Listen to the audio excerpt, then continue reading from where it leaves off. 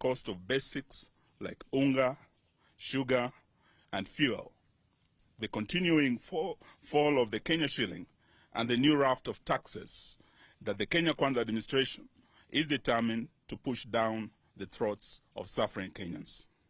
2, the audit of IEBC election servers.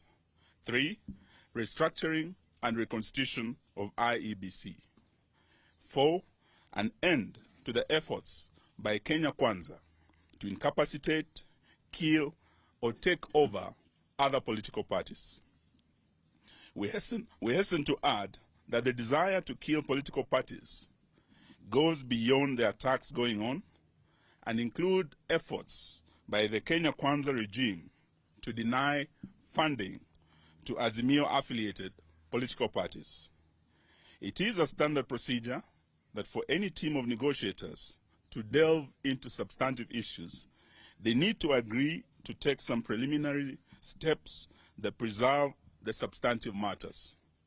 Going by these established principles in negotiations, our delegation asked that there be some preliminary actions on the cost of living, agree to the preservation of the IEBC servers in light of the fact that we have asked for an audit of the same, suspension of the selection panel of IEBC in light of the fact that it is an agenda of the talks, and cessation of Kenya Kwanza invasion of Azimio as talks go on.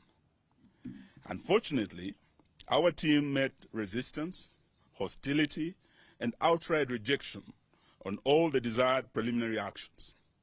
Kenya Kwanza could not commit to stop the invasion of Jubilee, preservation of the servers, interim measures at reduction of cost of unga, and suspension of the process of hiring new IEBC commissioners. In other words, Kenya Kwanza wants to continue with the measures that make cost of living even more expensive. They want to interfere with IEBC servers, proceed with the picking of IEBC commissioners, and continue invading Azimio parties. Our delegation therefore came to the decision that if the interim measures cannot be guaranteed, there would be no need to move into substantive issues. The framework agreement that set up the talks provides for a 7-day suspension of the talks in the event of a stalemate, and our delegation proceeded to invoke this provision. If at the end of the 7 days we will not be able to resume the talks will be considered to have collapsed. A number of other issues have emerged from the talks.